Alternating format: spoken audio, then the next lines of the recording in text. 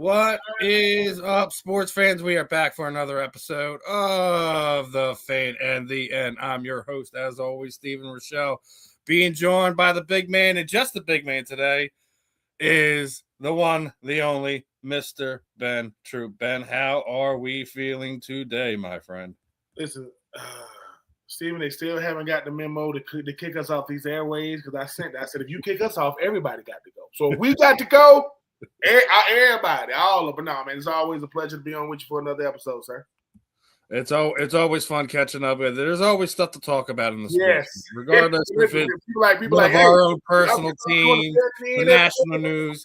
We got lots and lots and lots to talk about. Yes. So, but before we get into that, as always, on every episode here on The Fan in the End is brought to you by Fight Wax. Fight Wax is the ultimate skincare defense for athletes in all active lifestyles. Helps treats cuts, swelling, scrapes, and abrasions, rejuvenates and restores stressed skin. Customers have used for soreness, stiffness, and recovery. Designed for athletes of all active lifestyle. Provides an ultra silky, non-greasy feel. Deep hydration for everyday skincare, helps fight dry skin. Customers have used for skin disorders such as eczema and psoriasis. And guys, when you are going to Fight Wax, make sure you use that code STF15FW. Get 15% off your order. Treat that skin. Treat that skin, my friends. It's the only one you ever get. But not going to get right into the AJ nonsense yet because, me and you both probably have a lot to unpack when we get there. Because there's several different stories inside of that story. But about a year ago, we had a former Eagle, former Miami Hurricane on Christy Jones, right? We were having a conversation about the coaching and stuff like that. And he said here that he felt that John Gruden gave up on Randall Cunningham way too soon. Well, here's the thing about that, Ben, is they talked to John Gruden about that recently, about his time with and what did John Gruden say? That he screwed it up, that he admits to making mistakes when it came to how he was coaching Randall Cunningham. How he went about his time there with Randall.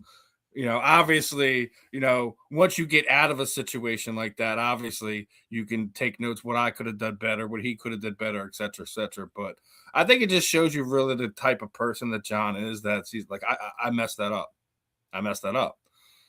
Even further, like it doesn't show in that quote because I read what was actually said, like didn't use Randall's strengths to the best of his ability, was trying to make him a pocket passer.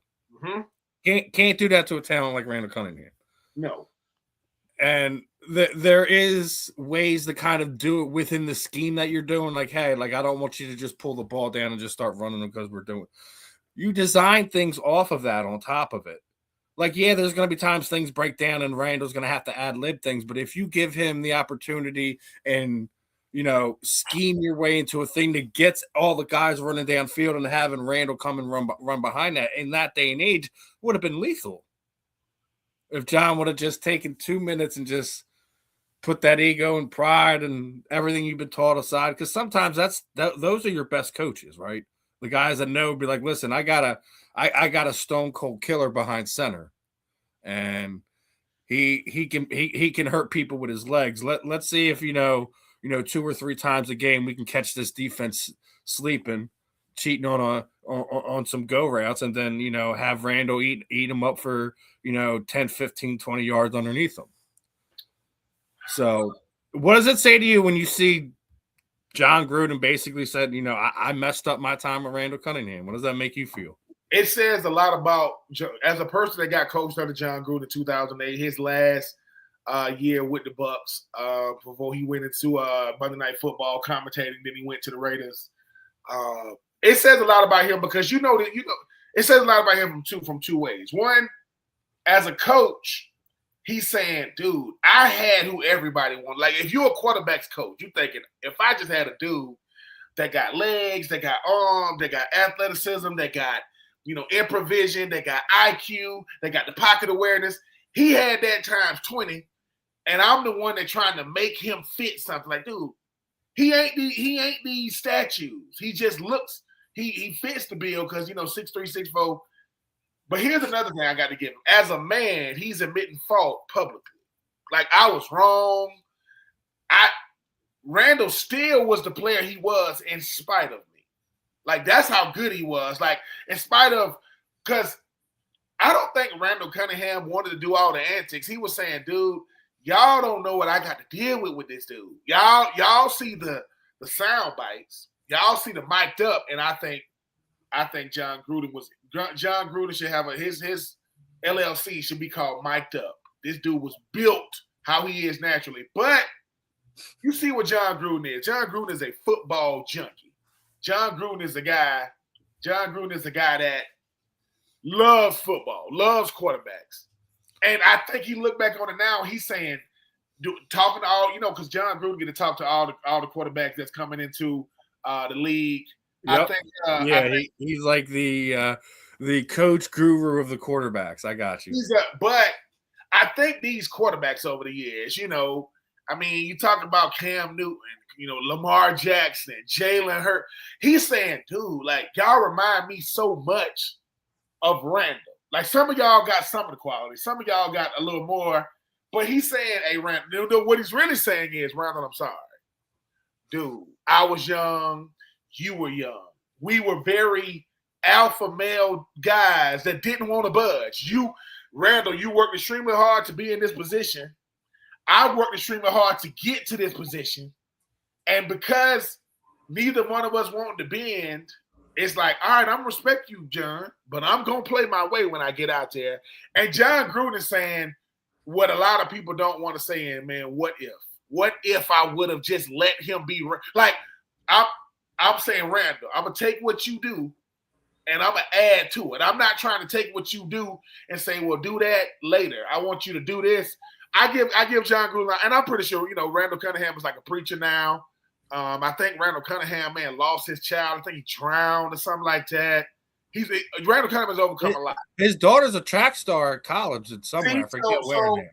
I give John Gruden a lot of credit. He is a football offensive guru. This dude if you're breaking down tape and you don't even have a job, like, hey, what are you doing today, John? I'm breaking down cover two beaters, and I want to. It's like he loves it. But yeah, I give John Gruden a lot of credit, man. I mean, he's a really, really, really, really good offensive minded coach.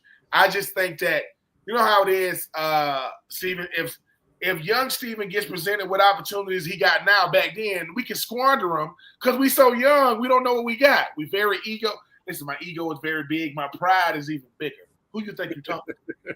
I'm not doing nothing. And then you get older and realize, probably could have handled that a little bit differently, but timing is everything. But I give John a lot of credit. He said he was sorry. Not saying he hasn't done it privately, which I'm pretty sure he has. But to say, yeah, I screwed that up, that says a lot about him. I mean, I think it's bigger to do it publicly than privately. Privately, it's just between you and him. Publicly, it's for everyone and him. So, it's a big thing. I kind of agreed with Chris when he said that. But here's the other side of it. You don't get the love that you have for Rodney Pete right now if he does. Facts. If he does coach the Frog, so you're in your catch-22 because I think a lot of people, loved Rodney the 2 years he was there, even though he wasn't able to stay healthy. Injury kind of got him out, but I mean, it is what it is. I don't know if you even heard this one, right? Did you see Troy Aikman was on Travis and Kelsey's and Jason Kelsey's podcast? I saw a couple of viral clips. It might not be the one you're gonna say. I saw a couple. So did you see the one where Andy Reid was calling Troy Aikman in the middle of a broadcast, trying to get him to come in for a workout for the Eagles in '99? Really? That he's explaining the story like he was calling a game. Donovan had his injury, right? And I guess Andy didn't want to go with AJ Feely, Coy Detmer, all that other stuff. So he was he asked Troy, he was kicking the tires on it if he would come out of retirement, for the next 8 weeks or whatever it was at that point in time, and quarterback for the Philadelphia Eagles. Now, in this what if world, wow, what if Troy said yes? How would do you know the vitriol that would have been coming out of Eagles fans at least the first few days before he took it would have been. I'm trying to. That it says a lot. I don't think it's a comparable situation either. It's not. But let me tell you what Andy Reid did. Andy Reid knew that he would consider it. He got to consider it. I'm not saying he's gonna say yes, but here's the thing, right? He's probably behind the scenes telling the GM at the time, "Hey, what about Troy Aikman? Man, I'm not gonna call Troy Aikman, man. I'm gonna call him. Andy, I am going to call him because I want to make." You know how you hear the phrase out? You know how you hear the phrase, Steve? I'm gonna make him tell me no. I'm gonna make him tell me no. Well, because once again, we're men, right? And he was like, number one, it says how much respect I got for Troy. It shows how much respect and how much respect I got for the Eagles. I don't want time, man. I don't want a fill-in. I want a guy who won, but I think he said no for this reason. If Troy Aikman played for Washington, he would have said yeah. If he played for the Giants, he would have said yeah. The Dallas Eagles rivalry is because Troy. I'm not saying Troy had as much wherewithal. He like, dude, I could never let this down. Why? Because he'd have never been able to walk in Texas again. Not without armored guard. Yeah, it's people don't. Nothing against these other divisions. The NFC North, the NFC East. They could do a documentary on it. It is serious, man. There are opposing fans that will come into the link. I'm like, dude, why you got to wear your jersey though? Cause I said, be careful. Cause they did. Hey, but I respect Andy Reid for saying, look, I'm gonna make him tell me no. And Troy had to tell him no, but he shoot, man. At quarterback, oh my God. I mean, that okay. I'm gonna give you another one. What if you would ask, that ain't gonna be Andy Reid during the Tony Romo era? He done got hurt. He's no longer, he's in the booth. Y'all making a Super Bowl run. Hey, Tony, what? Man, can you Nick Foles this thing for the next month and a half? Nah, I respect it. I always had a respect for Troy Aikman. That team made the playoffs that year, the season they were talking about. Wow. It would have made TV unbearable to watch. I'd have had to mute games, honestly, because that's all they would have been talking about is Troy Aikman's a Philadelphia Eagle. I mean, yeah. It's only. I mean, obviously, what if world? Troy said no. He stayed. Yeah, there are only three. There are only three. To me, there are only three Cowboys that have to say no. Troy got to say no. Emmett got to say no. Or Michael Irvin got to say no. Because when people say, "Well, T.O.," I say, "Yeah, but T.O. wasn't a life. He wasn't. He played for Dallas, but it's not the same thing." Michael Irvin in green and white. Emmitt Smith in green and white. It's bad enough we saw Emmitt Smith in freaking red. Yeah, that Cardinal stuff. I said, like at that point, didn't Emmitt Smith rush for like 2 yards in a game? I said, Emmitt, it's time to go home. He didn't have his big hogs no more, man. Yeah, you got Nate Newton blocking for you. It's a different ball game. And Allen is but there was a reason why I brought that aspect of it up, because there was a question on the backside of it. And it is, what is your top 5 sports rivalries? Doesn't matter, college, pro, what major sport it is. I mean, even to the point that I thought it was funny when I pulled the list up, they had Dak Prescott versus the playoffs. I mean, that's not wow. That's funny, but I mean, come on, man. Why are you taking shots at Dak, man? If Dak Prescott wasn't a Cowboy, Eagles fans wouldn't talk about him. Pretty much. So, For the most part, I can't disagree with the top three. You just maybe argue placement: Eagles, Cowboys, Yankees, Red Sox, Lakers, Celtics. I don't think you argue about the top three. I mean, professional sports, I can't argue. I would not put Eagles. As far they talking about professional sports, or they just talking about all? It's professional and collegiate. Listen, the number one rivalry ever is Duke, North Carolina. It doesn't stop. Like, and this is what people don't know about. Didn't they just do a commercial about the rivalry too? And here's the thing. Okay, when you hear Tobacco Road, Duke and North Carolina are both on Tobacco Road. They're like 12 miles. They're on the same road, 12 miles apart. So you got, quote, the rich kids at Duke and the suburban kids, at North Carolina, whatever they want to. Duke, North Carolina, the Yankees, Red Sox. It's a beautiful rivalry. It's because you got the evil empire known as the Yankees. They are the evil empire. And you got the Red Sox, who they in Boston. So, it's like you can hate them both. Like, can't stand Boston teams, can't stand the Celtics, can't stand the Red Sox, can't stand Boston College, right? Orioles, none of that. And then you got the Yankees. I think that's, to me, college rivalries are always going to be the rivalries for me because it's not necessarily based on who's won more national championships and things to that. It's Ohio State, Michigan is nasty. Like, they don't mix, man. There was a commercial back in the day that a Michigan dude and an Ohio State chick were like together and they was kissing. And it was like, without a college rivalry, this wouldn't be disgusting. Because that was disgusting to watch. Like, come on, man. You could have found anybody. Your lady go to Ohio State, you go to Michigan. Did you not vet this lady? Like, what are you doing? You haven't seen the newer commercial, right? So it's a State Farm commercial, right? And you have guys gonna go meet the girlfriend's family. He's got his Duke basketball jersey on and pulls up to the family, and they're all wearing the North Carolina Blues. Liz, oh yeah. Close the door on them. Close the shade down. That has the Tar Heel logo and all that. My listen, in no particular order, my top 5 rivalries, and I'm gonna get biased, and I'm gonna give you the real number one. Duke, North Carolina, number one. Yankees, Red Sox. I got Florida versus Georgia. Cannot stand each other. Can't stand them. Ohio State, Michigan. Auburn versus Alabama. That's my top 5. But the number one rivalry in all the sports is Army versus Navy. It is Army versus freaking Army's. If you ask Army's war chant is beat Navy. Navy's is beat Army. Like, they don't say go Navy, go beat Navy, beat Army. They're like, that's the number Louis one. Louis and Alicia says Red Sox, Yankees rivalries 120 years old, goes past sports rivalries between cities and its people. I agree with that fact of it. That specific Yankees Red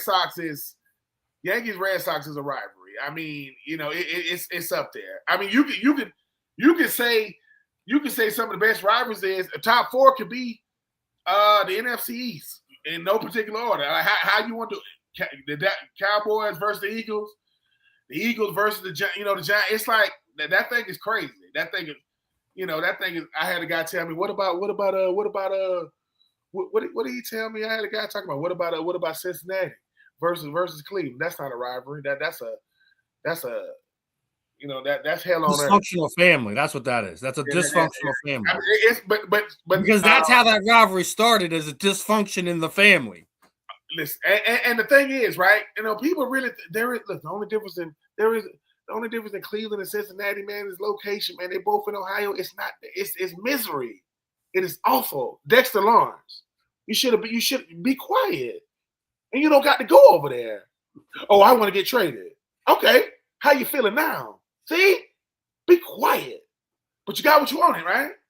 But you got to go to Cincinnati. Well, no, he doesn't. If you think of it, this started over the contract. And he thinks that Cincinnati is going to pay him a contract? Dexter. I mean, look, people.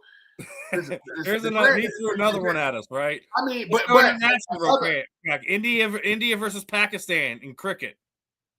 Okay, they will go to literal war over that, like literal war.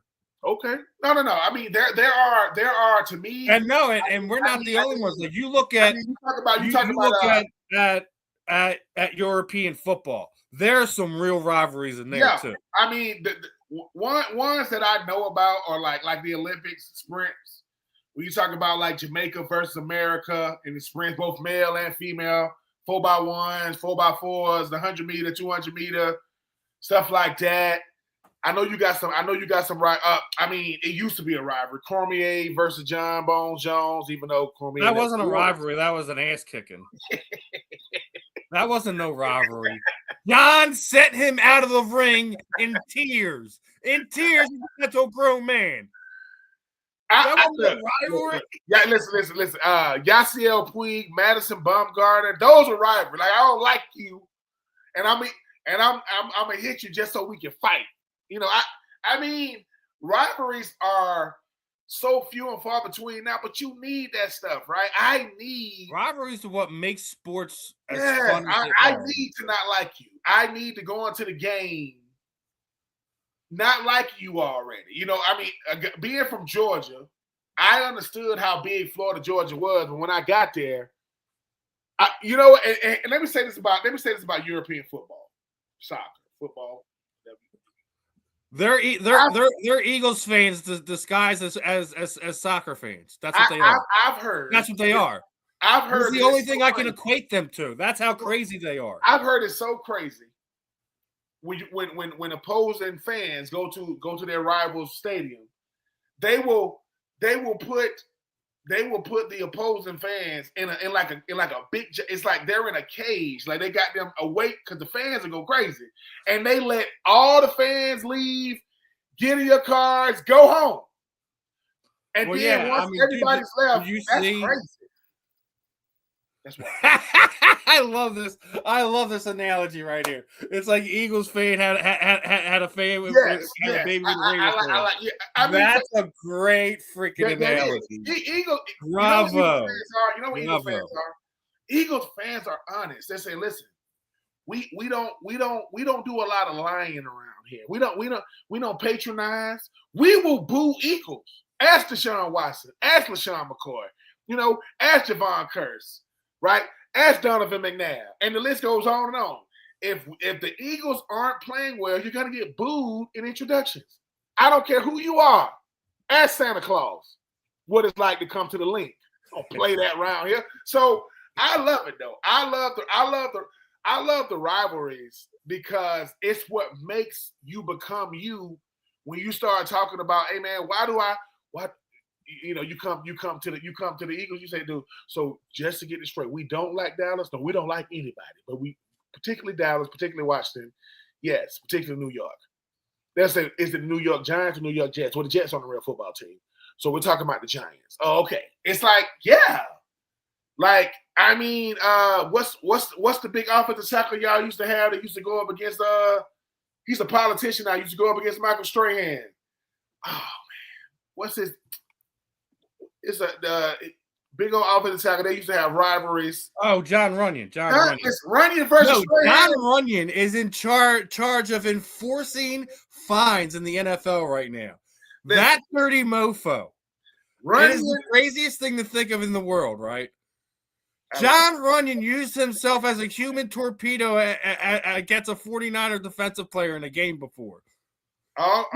Just ran up in the pile and just dove at a head first like he's Juggernaut and this is a Marvel movie or something. That's the guy in charge of enforcing fines in the NFL right now. I love it. You know what? Chad, this is what we want to do. Give us y'all top 5 rivalries, college, pro, and because the thing is, it's all about what you like. I'm not a big fan of soccer, but I know, Arsenal.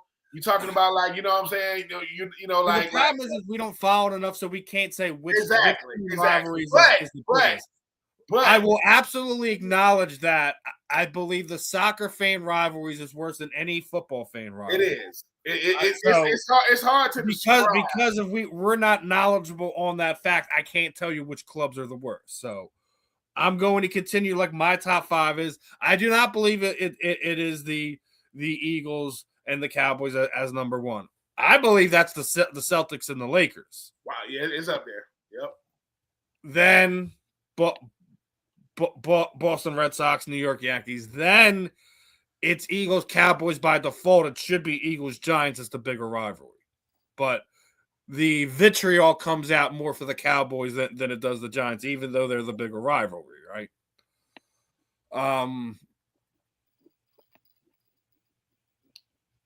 It's gonna have to also go down to college football, and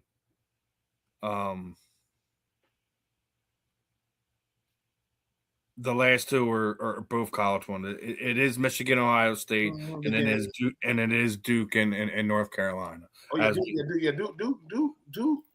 I mean, the thing about it, North Carolina hasn't won a championship in a while. Duke hasn't won a championship in a while. You can't tell them that. I mean, like,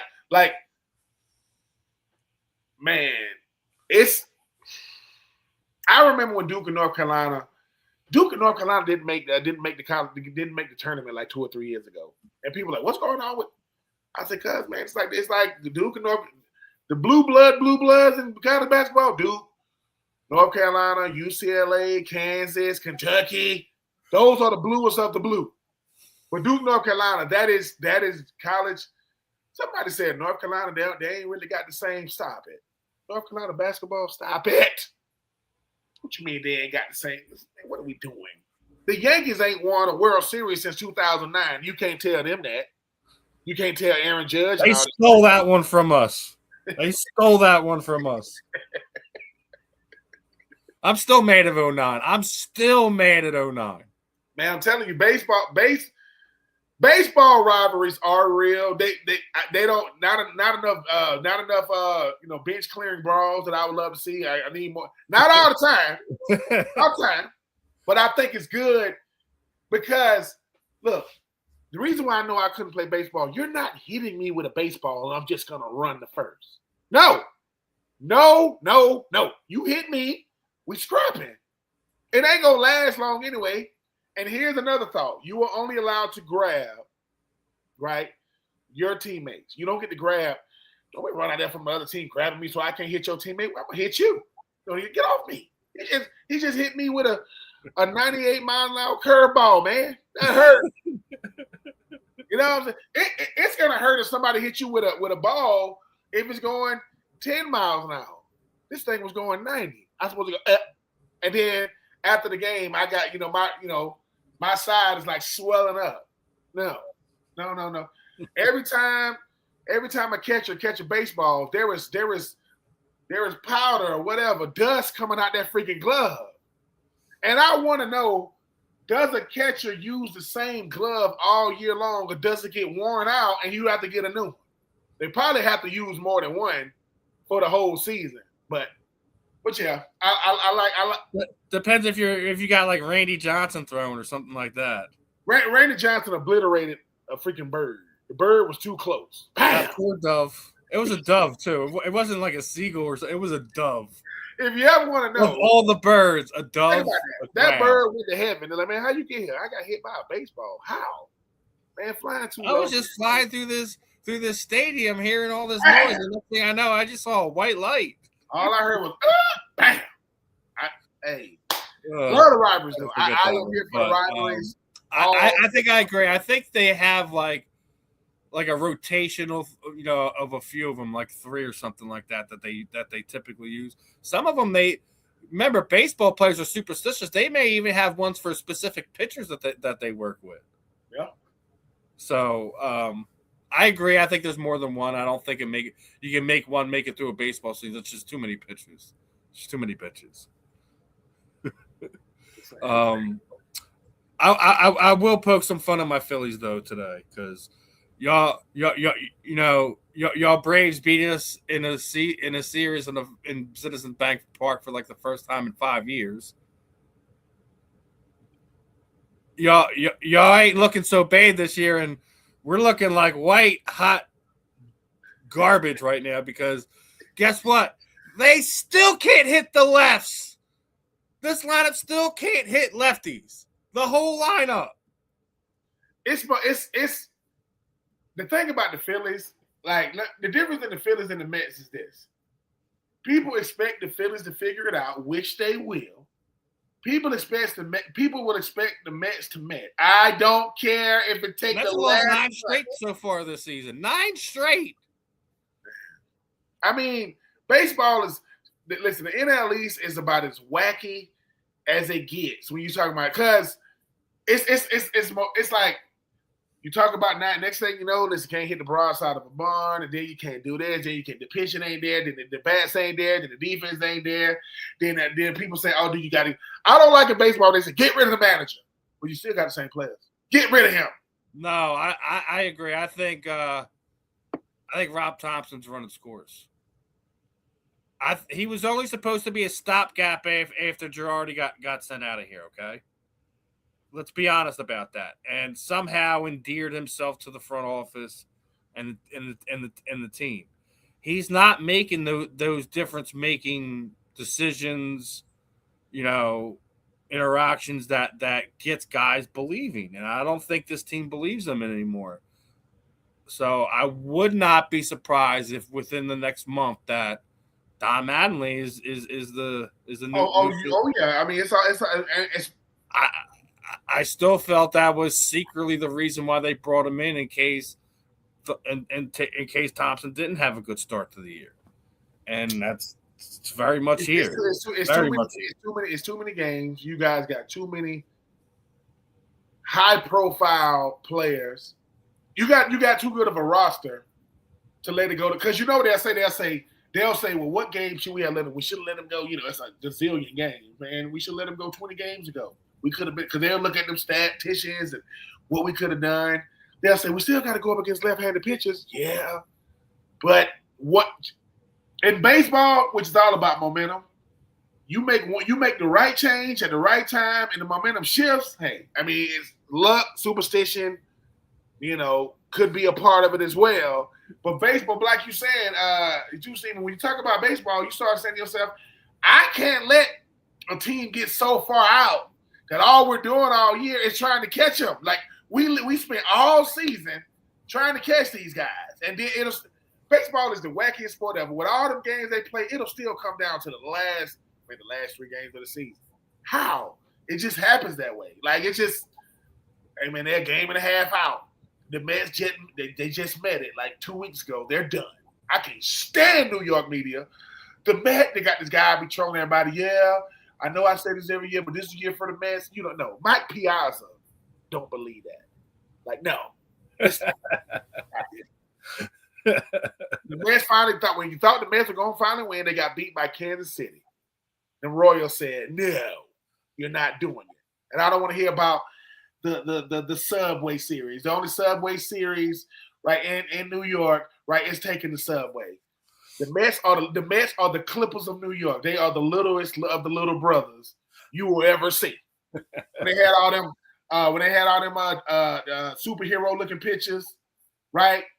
What happened? Nothing. All of them gone. What's the guy they call the Dark Knight? They called him the Dark Knight. He ain't doing anything. And then Wheeler's here. Wheeler's here in Philadelphia. We got the gem out of all of them, if you ask me. Yeah, no one. What is it? Jacob deGrom. Yeah. All them guys. Yeah, I know what you're talking about. You talk about wasting talent. You couldn't win with deGrom? What? Really? Change. So yeah, they're not gonna let your Phillies got way too many really, really, really, really good players. Some of them are still some of the faces of the MLS. I'm saying about when you get Walker out of the starting rotation and Wheeler gets back in there, you should kind of normal out on the pitching side of things. But the bats still got to wake up. You still got to hit. Yep, they will. They'll this has been the same problem they had the last few years, and it's just you can't continue to go down this route. You really can't. And it's not that I don't like Rob Thompson. Just sometimes you have to have a different voice in there. Yeah. They just get to the point. It doesn't matter what you say, what you do to them, whatever. They've toned you out. Your voice isn't carrying weight, the weight that it once did, at least. So, I think that's probably the next logical move you see the Phillies make over the next month. But listen, man, Brian Snitker was our freaking manager, and that dude won a World Series. And I remember when he got hired, when it comes to hiring from within, I'm never a fan of it when it comes to baseball, especially a guy that's been in the organization. He's been in the organization 40 years. Why are you hiring him now? You wait 40 years to make him a freaking manager? But it worked out for the Braves because, our previous, managers and GMs, they when Anthopoulos knows that when he comes in there, he walking by FBI agents. Like what? What's going on there? Don't worry about it. Just don't touch nothing. We gotta go sanitize your whole office. Don't touch anything. All right. That was crazy to watch what Snit and those guys did with what they inherited. It's not that hard when you got guys like, Freddie Freeman, even though he's a Dodger now, and Ronald Acuna Jr. and Ozzie Albies and Matt Olson, and you got some good players. It's just they got the jail, man. They got the jail, and I think if you were a Mets fan, which you are not, Steven, I would be like, man, Phillies, y'all will be fine. Phillies will fill it out. They will figure it out. The Mets, the Mets will Met. We'll see what the dog days of summer brings to the NL East. I think you guys are going to run away with it. I honestly do. They're playing good. Unless they do some type of drastic change. Our pitching has been a lot better than I thought it would be. Our bats are less. The thing about the Braves will score 9. They'll score 6-7 runs in the inning.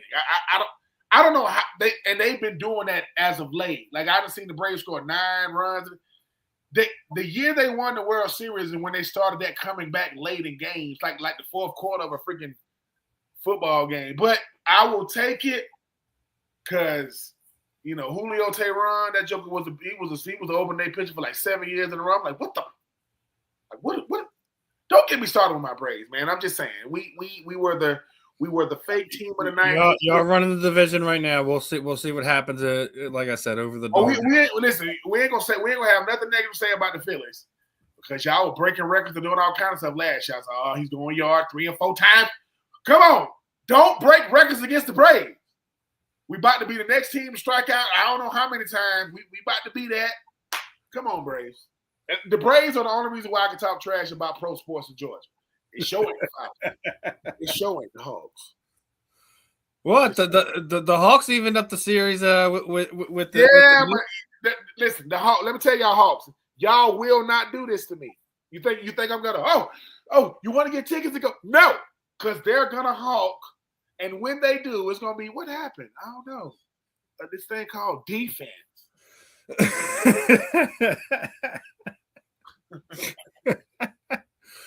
Oh man. That being said, Aldous Garcia has been spot on for the Phillies so far. He's been spot on. The bat's been there, which his bat's been up and down the last few years, but I think a moderate better replacement for Nick Castellanos. We'll see. I know we just sent a bunch of guys down due to injury on the pitching staff, and even an outfielder too. So we'll see how the season plays out for our NL East rivalry that we got going on over here. But we brought in basketball. We were just talking about basketball, and after the first game, I think a lot of people here in Philadelphia were using that phrase that they're done, right? And the Philadelphia media was also doing that. Then there's no chance, and it's a lazy take. It's a lazy take because if you look at how they played the Celtics this year, they're 3-3, and the series is tied at 1-1. Now, it don't matter if you lose by 3 or 30, a loss is a loss, right? Yep. But the way they bounced back last night, no Joel Embiid. VJ Edgecombe, he's a superstar. I don't care what anyone says. He's the rookie of the year. I still don't care what anyone says. You call me a homer all you want. In my opinion, it's not just stats that what makes you the rookie of the year. It's the impact to the team. And if you take VJ Edgecombe off the Sixers right now, they're not in the playoffs. They wouldn't have won the game last night. Granted, Tyrese Maxey went off and did his thing. Don't get me wrong. Edgecombe still put down 30 points. Right? And the Celtics aren't a bad team. They're a freaking 2 seed. Yep. For a reason. But knowing how that rivalry goes down between the Celtics and the Sixers, are they an easy out for Boston, or are they going to be like this team that isn't going to go away and take them to 6-7 games and could go either way? In your opinion, I don't think the Sixers are easy out. When you are down Joel Embiid, that's already a mental. Oh, we ain't got the big guy. But Boston is still one of the class of the freaking East. Like I don't know what people get this. Oh man, they ain't do. Tatum and company. How many Eastern Conference Finals have they been to already? Like what? No. They're still a barometer. I know what Halliburton and those guys did with Indiana, and I know what OKC is in the West. The Sixers are saying, look, we got the Celtics. That ain't gonna be no easy out for nobody. But when you getting big wins like they did, bounce back is what a lot of teams did. And I think for me, when I look at the Sixers team, right? I look at a team that's always scratching and clawing, right? In a East that dominated by Boston, right? Used to be dominated by LeBron and those guys when they was there. Last time I checked, Embiid is the MVP, isn't he? Yep. He's the MVP of the league. I think for this Sixers team, they got to play scrappy, meaning when you have an Embiid in the game, sometimes you focus on him so much on offense, other guys aren't developing. When he's not in the game, you can see what you really got. No, you don't want to. No one wants to play without Embiid now. That's not the winning recipe at all. But you got to learn how to be able to say, look, we got to use Embiid and our stars around him, because Tatum and Brown, I remember when they put them together and say, man, they're a match made in heaven. Then you add Al Horford, and you add Marcus Smart, who is now a freaking Laker. Like, you got to, it's never the superstars, it's the pieces around them. What shows in the playoffs, the team that wins it, look at their bench. Just look at it. The bench don't got to be great. They just can't be average. That means, hey man, the starters can't play every minute of the playoffs. They're gonna have to get a breather. If our role players, bench players are better than the other teams, that's why I think the Sixers got a shot against the Celtics. Because I like Kelly Oubre. I do like Kelly Oubre. Yeah. The Sixers to me are a team that, this is just me. No one saw Golden State becoming what it became until it became it. No one they're going to Steph, they're going to Clay, they're going to – ain't nobody saw it. Draymond Green wasn't even a starter. It was freaking David Lee, who was an all-star, got hurt. Draymond Ball, that's how he ended up getting traded. If you are the Sixers are one of those teams that's going to have to win a chip, and watch what happens after that. It's almost like saying, hey, do you think the Sixers? I said the Sixers are good every year. They need to be great to win it. You have to be good enough to make the playoffs. You got to be great to win it. Every team that's won it had to go from good to great. Every last team. Do I think the Sixers can do that? Yes. Because let me tell you what's the biggest momentum swing you're going to get. If you beat the Celtics, it's not that you could beat anybody, but that's pretty freaking close. If you can beat the Celtics in the series, because a lot of these teams, they've been good. I mean, OKC, okay, they trying to go back-to-back. What do OKC coming off winning the chip? Got it. SJC, he might win. I mean, SGA, he might win the MVP again. We got it. If you are the Sixers, then you find a way to get past the Celtics and you breathe, you go, hey, dude, you know we just beat the Celtics, right? Yeah. No. That is the freaking Celtics. and you notice this, right? Beating the Celtics in any era is big. You can go back. Don't give me that.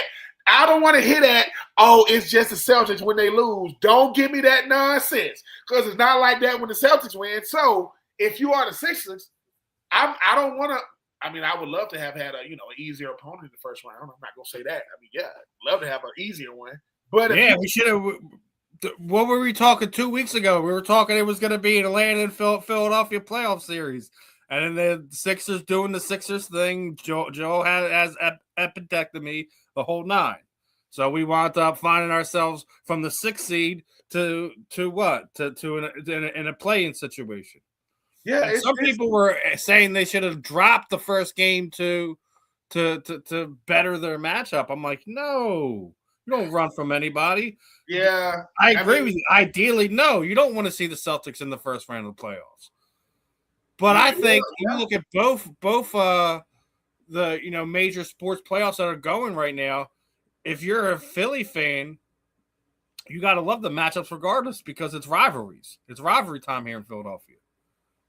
We got the Boston Celtics. We got the Pittsburgh Penguins. We'll get into hockey in a minute, but you don't want the easy route, and I agree. Like, regardless, if you knock the Celtics off, regardless of what happens moving forward, it's still. But the other side of that, if either one of them loses, it is the worst season they've had in the past 10 years in Pittsburgh or in Boston. Yeah. It is the worst. Not just because you get ousted in the first round, and 2, you get ousted 2 in the first round. That's the other part of that. And before I switch off of basketball, we're talking about, some of our superstars, right? You see your boy Bronny, right? He is 24-0 when they go up 2-0 in the series. We like to do we do be hard on LeBron here on the fan of the year. We do. I'm not going to act like we're not, but I also make sure that when there's something of note to talk about LeBron that is on the positive side of things, I'm gonna bring that up too. We like to tear him down about he's never going to live up to the shadow of Michael Jordan. I don't think anyone is. Unless you find somebody that goes perfect in their championship runs through the playoffs. That's the only thing that's going to change that narrative about Michael Jordan. Michael Jordan didn't have the greatest playoff record because he didn't have great playoff teams when he first got in. He was dragging them to the playoffs.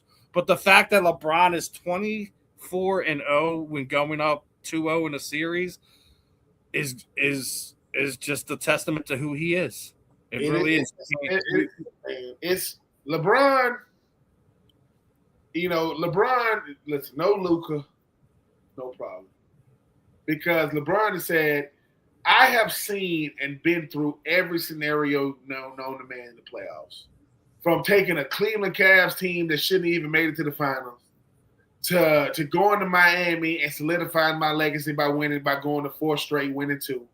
To then going back to Cleveland and bringing them to our first and only. You're never going to win it again, Cleveland. I don't care. Chip. To then go to Los Angeles and win in the bubble. To still be a starter in year 23 at age 41. And I'm giving you quality minutes. I'm giving you quality production. I mean, basketball is soft. It is extremely soft. It is extremely. But that's because of what we've allowed as the consumer, as the onlooker, as the enthusiast. I don't think we allowed that. That's come above stuff our pay grade, man. Oh yeah. It's Adam Silver. It's load management. It's letting superstars who aren't hurt decide. Winning 2 with D Wade yeah. That's Michael. That's LeBron's legacy. If you really no, LeBron. His time in Miami is his legacy. LeBron going to Miami with D Wade and Bosh, who were all in the same draft. LeBron was number 1. I think Carmelo was number 3. I think D Wade was number 4, and I think Chris Bosh was number 5. That's all the same draft, by the way. 2003. LeBron understands this. His legacy is on the line every time he steps out there because he knows we're going to judge you for every year you're out there. Every time you're out there, we're going to judge you. when Bronny subbed in the playoff, and that 21-year-old Bronny and 41-year-old LeBron, like, dude, this is nuts. What's going on? And hey, I will say this: we didn't miss AI until AI was gone. The advice guy is just going in on Bron right now. He should not have did that. Well, what do you think he should have done? I mean, listen, I'm not LeBron's biggest fan, but with everything that was going on, he shouldn't have stayed in Cleveland. He shouldn't. That changed the trajectory of who he was going to be viewed as an all-timer. LeBron, to me, LeBron did what KG and Ray Allen did when they went over to Boston. They said, dude, do you see this? To pair up with Paul Pierce. I'm not mad at them for that. LeBron shut that whole thing down. They did. Did the Celtics beat the Lakers to win it? Yes. LeBron shut all that down. Hey, dude, I don't care about y'all big three. So much so, freaking Ray Allen went to the freaking Heat to pair with LeBron. I don't know what LeBron could have done. I just think that to be who he was coming out of high school, on the front cover of Sports Illustrated, watching high school games, and I just say it like this, Ben. He's seen the writing on the wall, what was going to happen in Cleveland.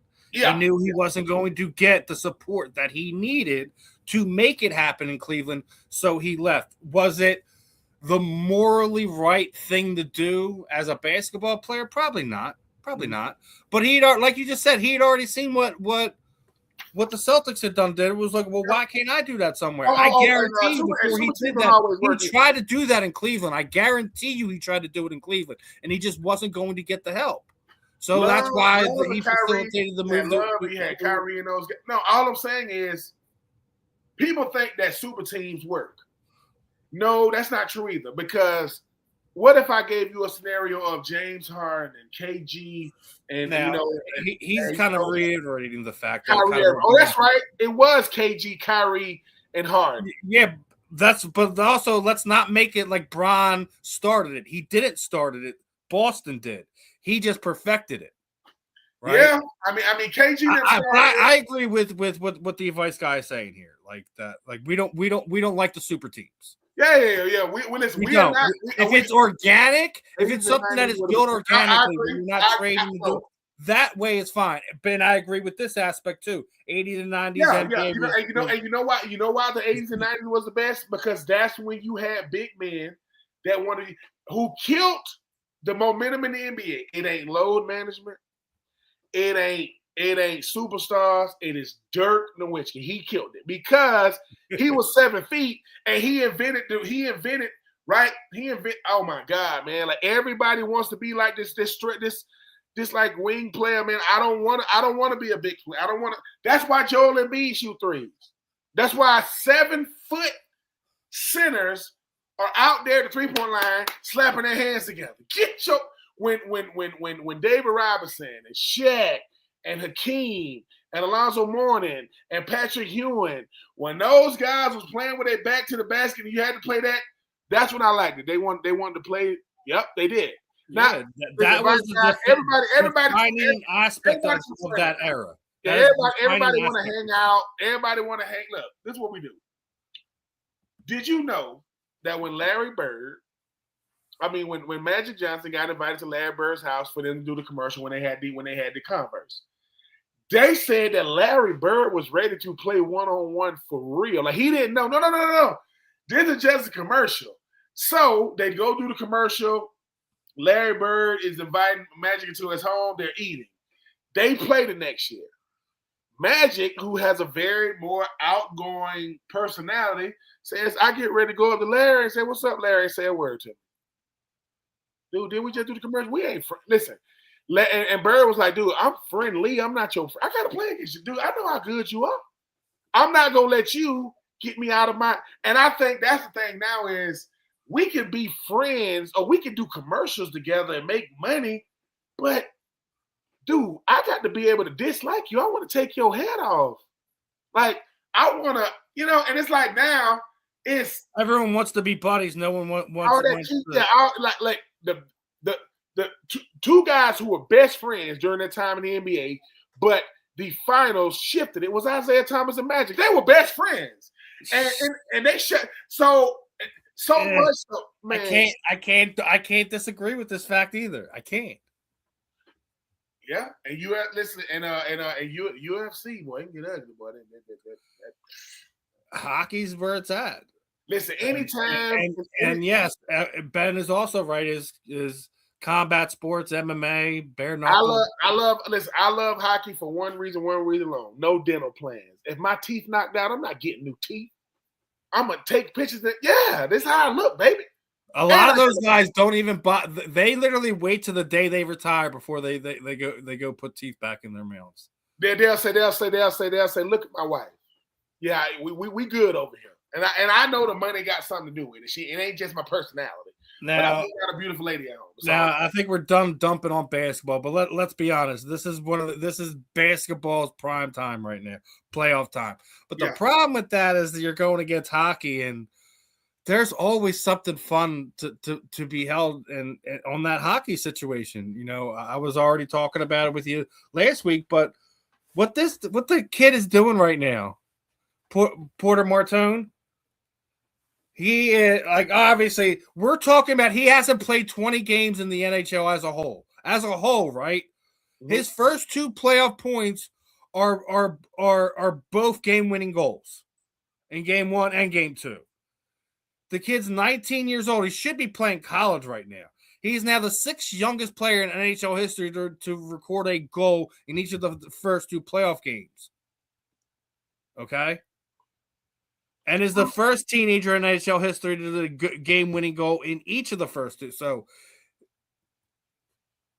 look, we were just talking about how hockey is the realest, but it's also that it's lined up with rivalries like what we have with the Penguins and Flyers. Because it got after the Penguins realized what was going on, it got chippy at the end of the second the end of the second game. And as it should. It's the only really PA rivalry that there is, because there's not one with the Pirates. There's not one with the Steelers, right? They don't got a basketball team. And it really boils down to what we were talking about last week with, Sidney Crosby, and he was doing his normal stuff in game 1. With Jack and Barkley. When Barkley threw hands with anyone, it was a fun time. With Shaq, and you know what? Even with the Shaq and Barkley, not to get even with that. Charles Barkley, like, look, man, I'm a 6'4", 6'5" power forward who won MVP and MVP. If not saying they're gonna win it, they give the MVP to Charles Barkley when they just happen to be in the finals against Mike and them. Mike was like, really? You think you're better than me? Watch. Okay. Right? You got to give MVP to Karl Malone when they're in the finals against me? Okay. Cool. All right. And I don't know anybody who think like Mike. He going to do something to make you, aim and get under your skin or whatever. But Mike was like, hey, man, I am a pro's pro. Like, I'm a dap it up with you. We can go to the casino. We can go have dinner. But when we get to that game, I don't get that part. Like, I used to love playing up against my former teammates, right? Because I want to have bragging rights against my former teammates. I'm not, and obviously before the game, hey boy, stay healthy. After the game, hey boy, I love you, stay healthy. During the game, I'm trying to F you up. Straight up. Like, I'm trying. Steven, it's like if you got to play a sport against your brother, I got some extra added, because I got to see this person at Thanksgiving, Christmas, get together. And he's doing everything to avoid this conversation. What, you guys talk about the game? Oh, you weren't? Well, since I brought it up, let me tell you what happened it's like now guys think, well, you mean to tell me, man, we can make money away from basketball, but yeah, everything don't got to be, y'all are not that close. Well, I love Carmelo and I love CP3 and I love, man, y'all want to play together, go to the Olympics. Y'all all be on the same team. Other than that, I'm trying to do you, Tatum. I'm trying to do you, Ant-Man and Steph. But all right, I'm gonna say it like this. I said it earlier that if either one of these rivalry games in the playoffs that the Sixers and Flyers have, it would be considered a lost season for said team. I think it's Boston. I think it's unlikely. I think Celtics do wind up edging them and beating that series. But being the fact that last year we had the Tatum injury, that I think a lot of fans kind of felt this season was a wash anyways, right? Mm-hmm. But if the Flyers put the Penguins out to pasture, literally and figuratively, because Letang, Evgeny Malkin, Sidney Crosby are getting kind of gray up there. They've been there for a while. There's a lot of people that feels like this might be their last run together. I think it would be a travesty if you're a Pittsburgh Penguins fans to lose this series to the Philadelphia Flyers. I already talked about it. They're the Cinderella story. They're playing with house money. They shouldn't be here. You know, we're less than 2 seasons removed from being a lottery pick, right? Mm-hmm. Listen, but that being said, if the Pittsburgh Penguins loses, it's a bigger loss than if the Boston Celtics had happened to fall to the 76ers. Listen, Martone is saying Sidney Crosby, obviously, I grew up watching, big fan. I would love to be the reason why you don't play hockey ever again. Ever. Right? If you are the Sixers, to get that word, that P word, that process word, which y'all had nothing to do with. Now, Embiid had to deal with it. He'll have to deal with it now. I don't even think it's allowed to be said in the 76ers organization. I want to add misery to it. Hey, man, we Tatum was gone the whole year. Now he's back. If he would have, I want to add misery to you guys, because if you are the 76ers, you saying, look, man, we can't keep saying good year, not great year. Oh, man, we got to build on this and build on that. Dude, we got one of the best players in the freaking league in Joel Embiid that we won without him. We got a young superstar. We need to stop this. I mean, if you're the Sixers, you're like, it's, man, F the freaking Boston Celtics, man. Got to do with us. We try, because you're thinking about the future in the present, right? If you are Martone and you say, look, man, I ain't even played that many games in the regular season. I'm doing my most. I want you to do your most damage in the playoffs. I don't care about regular season stats if you can't do it in the postseason. So I think it's setting up really, really well for the Flyers. Here's the other thing.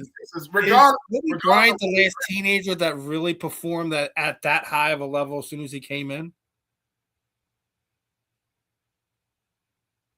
And like this? I mean, again, we're only talking about 20 games in a hockey sense, right? That Carter Marone is in there. And we're only talking about two playoff games that we still have to kind of get through the next month or so to see what it really is. But at first glance, I mean, can you name me a teenage player? Doesn't matter, baseball, basketball, hockey, you don't get teenagers in football. It just doesn't happen. Yeah. The only teenager that I know that came into the league and he dominated that first was LeBron. He dominated from day one. Right? Other than that, it's rare. And here's why, Steven, it should be rare.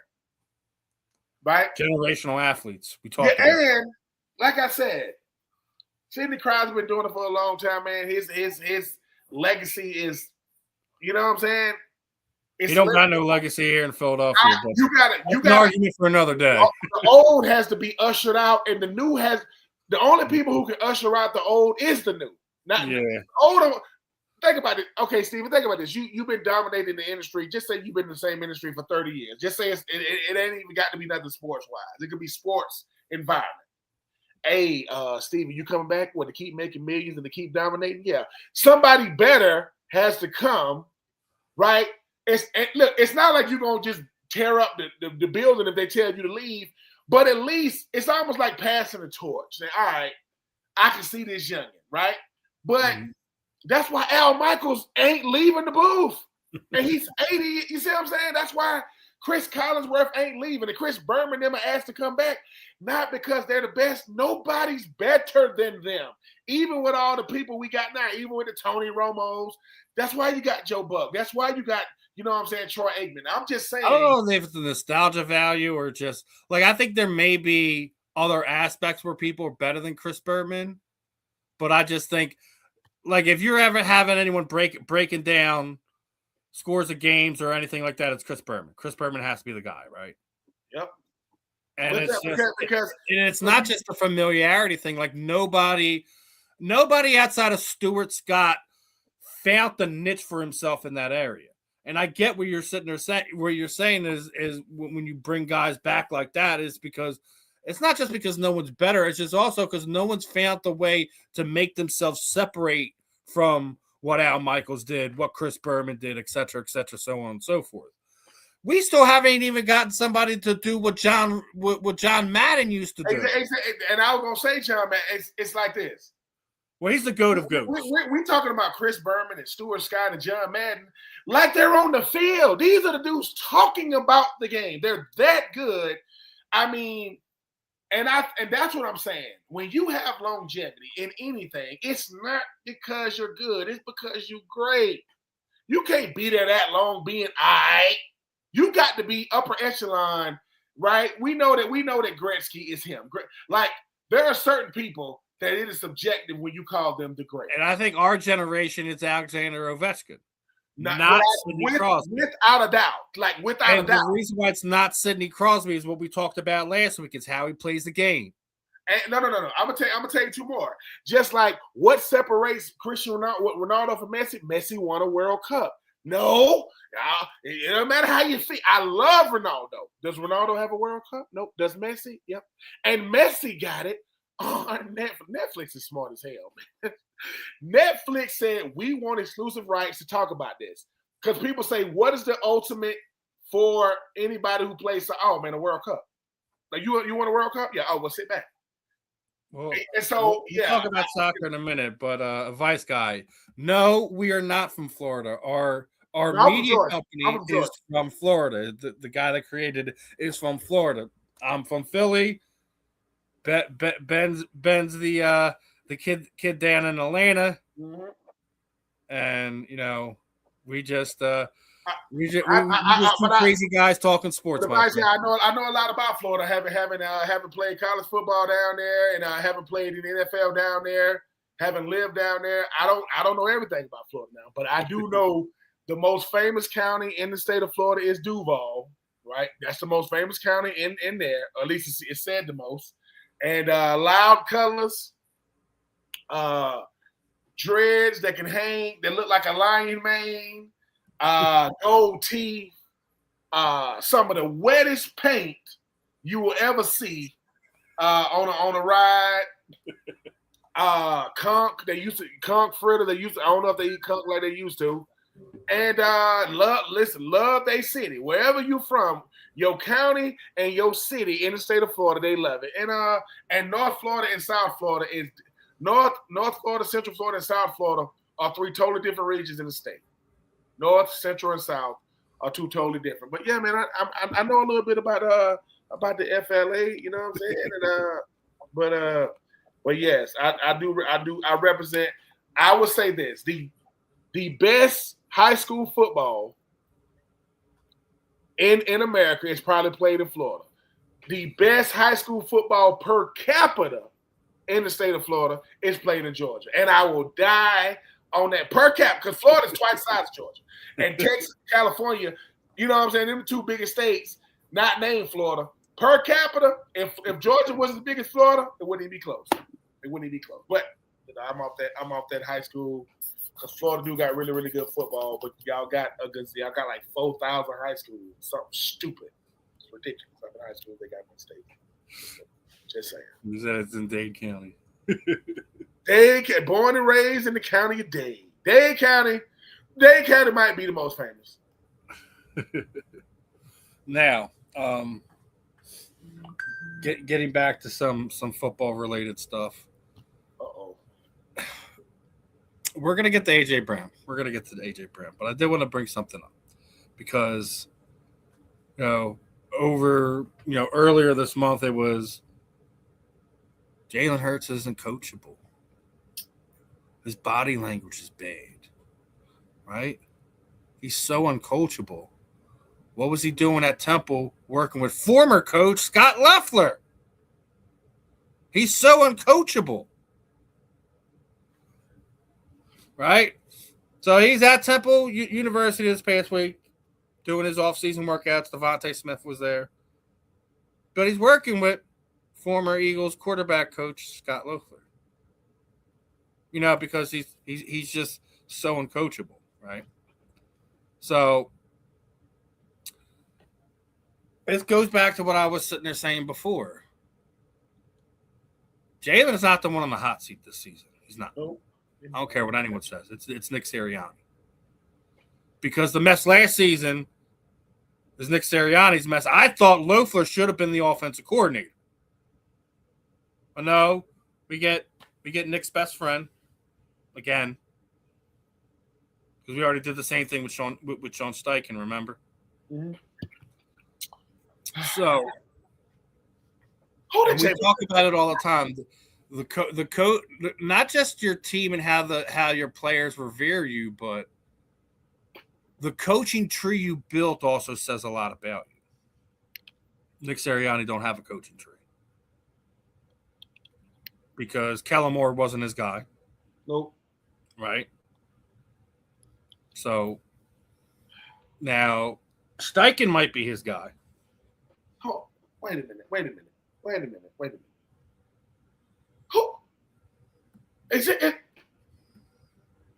Is it paparazzi or is this some type of investigators following Jalen Hurts around? Because I heard somebody say, why is he over there at Temple? Do you know where Temple is? I'm just saying, like, what are you doing at Temple? I give you it's a hop, step, and a jump away from the stadium. And the thing is, right? Where does Temple play their home games? At Lincoln Financial Field? I mean, listen, man. And shout out to Temple. Shout out to the Temple players we had on tight ends. What's his name again? Cookie. His name Cookie. Yes, sir. We got some more coming after the Spring Bowl. Yeah, appreciate it, man. I just. Denver's gonna be hard. Denver's gonna be hard to beat because they have a great coach. No. Sean Payton isn't a great coach. Let me get somebody. Denver's gonna be tough to beat regardless. Steven, let me get people some free game real quick. I'm a grown man that's a professional athlete. I can work out with whoever the hell I want. Right? Away from football, I can work out with whoever I want. But here's the thing. Who do you think knows me really, really well? You don't think the former quarterbacks coach don't know me?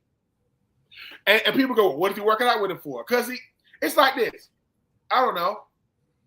Hey, man, why you and Steven doing a show, man? Maybe because we did a show before. Really, like how Steven do what he do. Oh, so you just, yeah.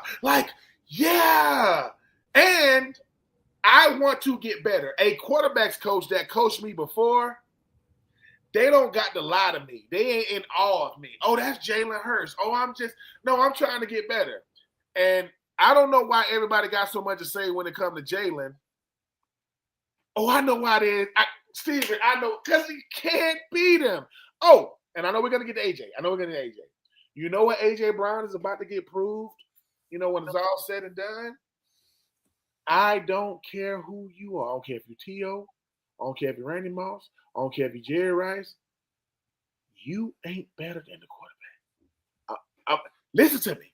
The quarterback touches the ball every single play. They can audible to a run, to a pass, to an RPO. They can change the play. They can call timeout.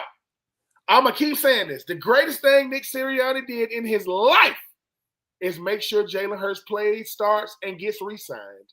That's the greatest thing you're gonna do, sir. Because Jalen Carter, he don't get his money. Right? He don't get his money. Yep. Blankenship, he's in Houston. Darius Slay say, I will only play football for Philly. I ain't even gonna play football no more. I don't know where Charles Garner-Johnson is. I think he's still in Chicago. I think he's still there. Baltimore. I think he's in Baltimore. I don't know. You know who's been the straw that's been stirring the drink? Go Dallas. Dallas Goedert could have got more money. He said, not only will I take less money, I can't wait to take less money to come. Why? Because of Jalen. And I'm not saying his teammates ain't had his back, but they mad at Jalen because he don't want to do TikTok dances and he don't want to do. Jalen said, "I'm married, man, and if you are married out there, married men don't got a lot of time. They don't got a lot of free time." Jalen Hurts said, "I'm a football player." Sponsored by Jumpman. Oh, and the young lady who just negotiated Will Anderson Jr.'s contract, Nicole Lynn, who you think was her first client? I give you one guess. I'm just telling y'all. Y'all think and Jalen, a lot of people say Jalen Hurts ain't even played his best football yet. I don't think he has. And that's scary. That's the scary part. He has not played his best football yet. Right? And I think he got a shot to keep doing it. People say, but he ain't got, I say, I think I know what the Eagles going to do in the draft, too. They ain't fooling me. I'm going to keep it to myself. But Howie Roseman, the only reason why you don't get on my last nerve is because you went to Florida. But Howie is the problem. Howie, he like the Mad Hatter, man. He always like, you like that, right? He's like a person. Let's get into a couple of different aspects of this, right? So obviously we're talking about Jalen Hurts. And I don't get why we're talking more this offseason about Jalen Hurts and we're not talking about the Seattle Seahawks who just won the Super Bowl. Because if I remember about this time last year, that's all me and you were talking about, right? We were just talking about the Eagles. Yep. For whatever reason, we're talking about Jalen Hurts. Well, let me talk to you. Let's hear from somebody who's not going to be Jalen Hurts' biggest cheerleader and tends to be. It's Michael Irvin. And he basically says, I want to go find me Jalen Hurts. You see what I mean? I'm going to go find me Jalen Hurts. Mm-hmm. Mm-hmm. Of course you do, right? Mm-hmm. Because what does that do? That gives you stability. Yep. That gives you the joy. Unselfish guy that when he signed his extension, he immediately called his agent, the one you were just referring to, Nicole Lynn, to say, wait, you got too much money. I need to make sure my guys around me get paid. I need to make sure. They made sure that Devontae Smith had his money to get paid. That A.J. Brown had his money to get paid twice. Right? So, listen, I'm not Michael Irvin's biggest fan, but I will say when it comes to when he's actually talking about football, he comes at it from an unbiased point of view. Yep. Those are people that I'm always going to listen to, friend, foe, enemy, whatever. If Michael Irvin's talking that way, what do you think other general managers and owners? They're hoping something else bad happens and Jalen Hurts becomes available, right?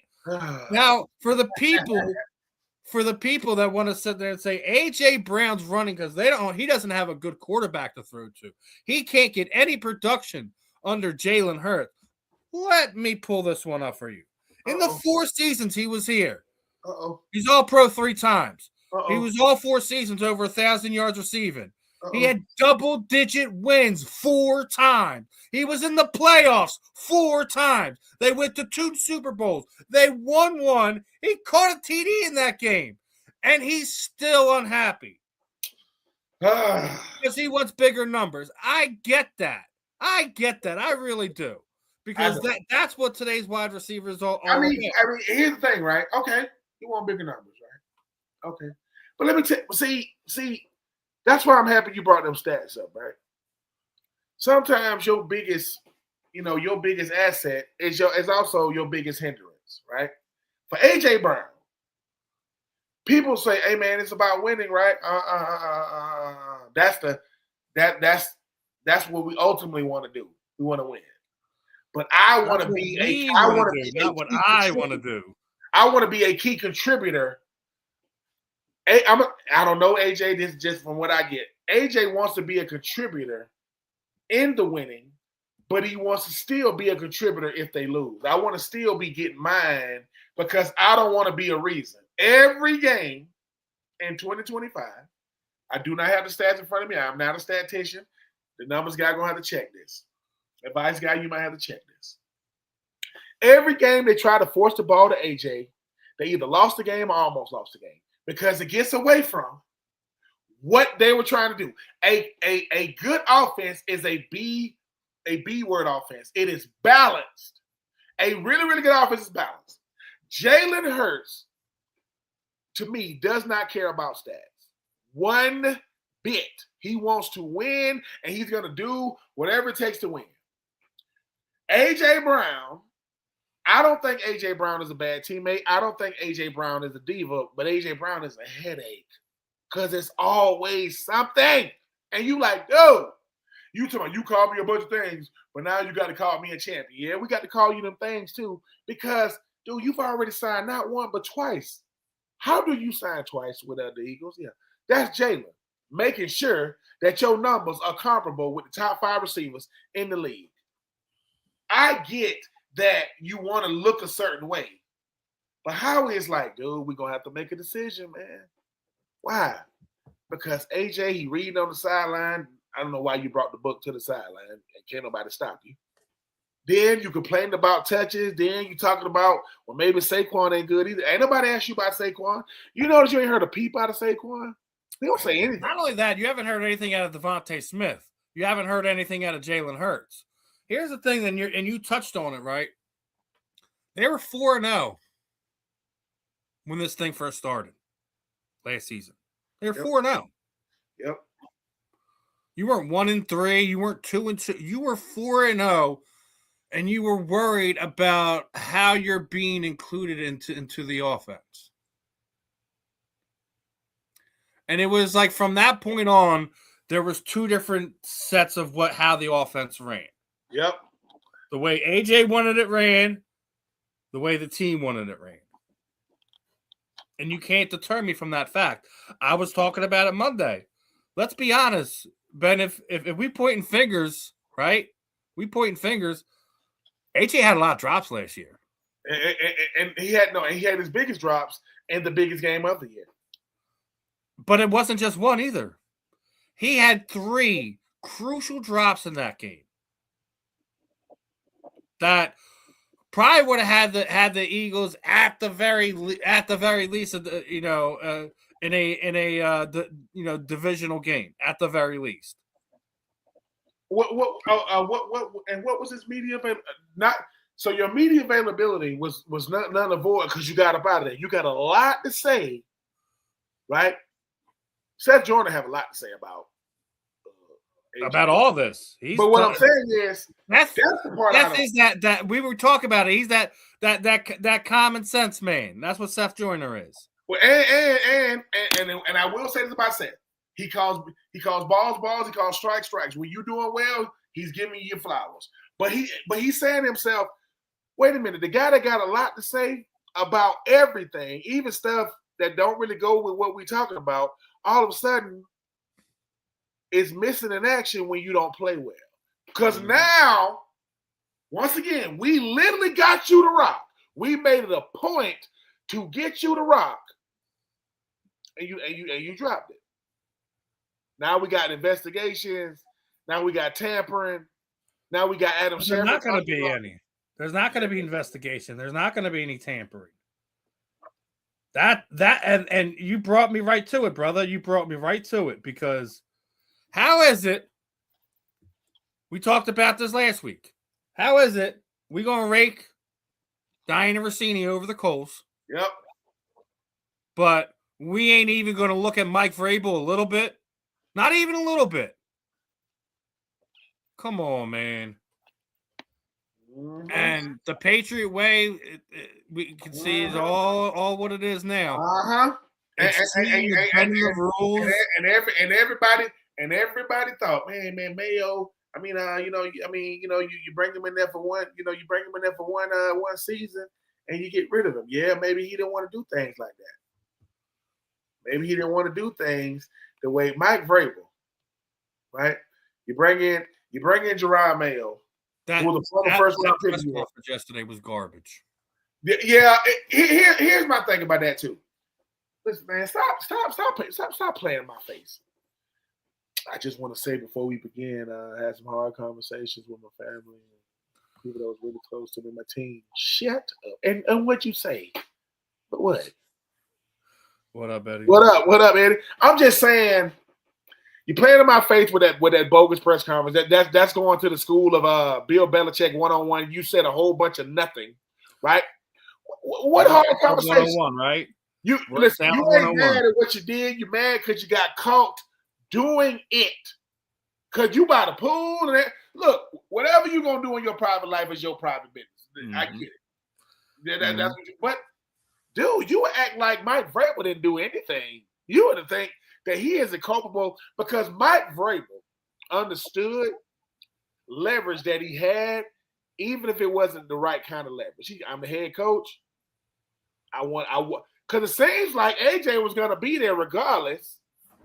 And I don't know. This whole situation stinks. So the fact that there isn't going to be any type of even a little investigation to see if just that there wasn't any type of tampering between all that, because we already know there is. We already know there is. Mike Vrabel's openly said that there has been, because of the simple fact that he's been still in contact with AJ, even though he hasn't been his coach in 5 years. So that's tampering. So at least in my opinion. So if you call him the man. So you got hold on. So my thing is here, Ben. My thing is here. We were just talking about AJ, the Vrabel, that whole situation. If you're Howie Roseman, do you do a 30-team call sheet where the Patriots are left off it and just see what's going to be offered to you? Yep. I think just got to spike, because at this point in time, I'm not sending him there. I think that's where you start. I'm not sending him there. I think that's where you start, because here's the thing, Howie. I don't know what type of principles or rules and regulations or protocols that Howie Roseman goes, but I'm pretty sure it's top notch. I mean, he is the best GM in the NFL. It is not close. It is not close. I think Howie Roseman is saying, all right, now I got the cards. Everybody know that we're going to get, and it's what we talk about all the time, Steven. It's not, right?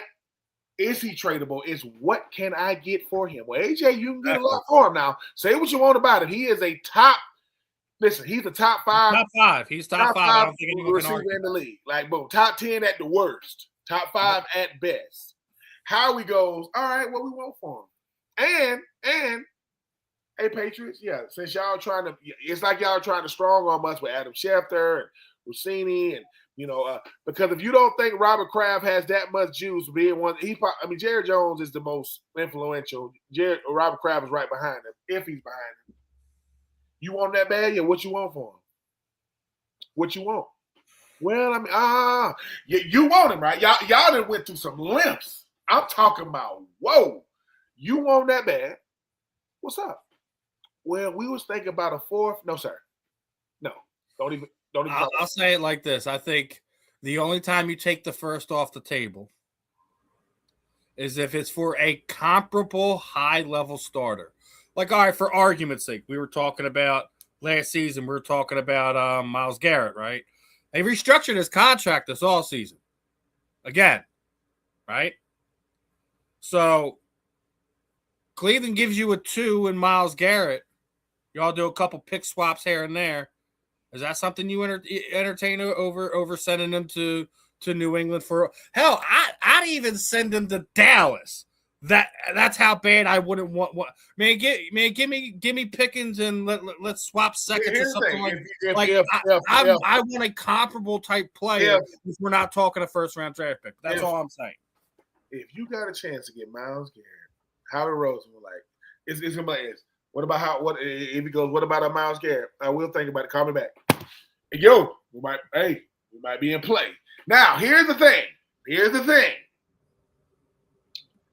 Myles Garrett costs a lot of money. Myles Garrett is him. Right? Now, AJ Brown is him. Myles Garrett is him. That's defense player of the year. This is just me. Cleveland gonna be like, man, what's up? They gonna say, what's up with Jalen? What's up with Jalen? Like, what you mean? This about AJ. This about AJ. Strictly about AJ. Okay? Because Jalen Carter is, but it's Howie Roseman has about as much leverage before this draft and before June 1st than anybody in the league. Because say what you want about AJ, when you talk about AJ the player, oh man, he's worth it. That guy, he makes any offense better. He's the only reason why I can even halfway stomach the Titans. There ain't been much to look at since he left. But I think for AJ though, AJ is his own man. He's a grown man. He can do what he wants.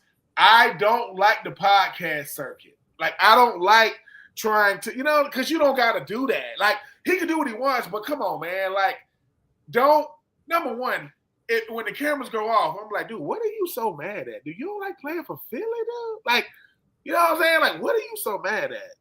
Like, well, I'm almost going to guarantee now that his seminar that he's going to do at the end of June ain't going to happen. I'm going to go on record now because remember what happens when he was doing the same thing when he was in Tennessee. What happened? Canceled it. And fear for bodily harm because how the Titans fans were taking the trade. Yeah, right? Well, you think it's going to be any different here? That is the one thing they ain't being talked about. Like Vrabel know he effed that up. Like letting AJ Brown go was the biggest goof because he's letting ego get in the way. And people like, dude, he's your best freaking player, not named Derrick Henry. You're gonna let him go. Your three best players are gone now. Derrick Henry. Well, you had four. Derrick Henry, AJ Brown, Jeffrey Simmons, Kevin Byard. The only one still there left, Jeffrey Simmons. So he's trying to he's trying to do it. He's trying to have a do better, not a do over. Hey man, I kind of messed that up. Well, dude, journalists. I mean, pitches, relationships, tampering, spying. So you got Deflategate, you got Spygate. What is this? Is this AJ Gate? Is this Rossini Gate? Is this the Flood Gate? Like, what is this? And everybody that thought that Vrabel was going to come back and say, no, we're going to do it the Patriots way. Mm-hmm. What does that mean? That means cheating. That means doing something that we're not going to get in trouble for outside of, public scrutiny and the court of public opinion. I'm like you though, Steven. I don't like the fact that these coaches or this coach can play in our face. You got journalists, you got anchors or whatever, journalists. They resigning. You doing a fake, lifeless, Bill Belichick inspired press conference. Like, dude, what is it? I don't care about your somber voice. I'd had some hard conversations. Stop lying. And the hard conversations. You still, because here's the thing. If what Adam Schefter said is true, AJ Brown is going to be a New England Patriot by June 1st or after or whatever it is. The other 30 teams should be saying to themselves, so why should we have to play by the rules again? Like, why should we have to do things right again? If they're openly doing it, you got to. Diana Rossini didn't work for the Athletic. She's openly doing this stuff. I don't like some of the other fallout stuff that's happened on top of that, right? Because it puts a lot more things in question outside of what we'd already talked about. Well, she holds, MVP votes, Coach of the Year votes, Rookie of the Year votes, right? Mm-hmm. She votes on that. So how is that not viewed on a skew as well? And then you get retarded comments and then more people getting fired because of their response to what Diana did. You get this freaking knucklehead Peter Rosenberg says that people are attacking Diana because she's hot. Stop it. Stop my God! Let me stop it. She's a 3 a.m. leaving the club hot. She's not hot. You know what's crazy? You know what's crazy about that though? Let's just put something to bed real quick.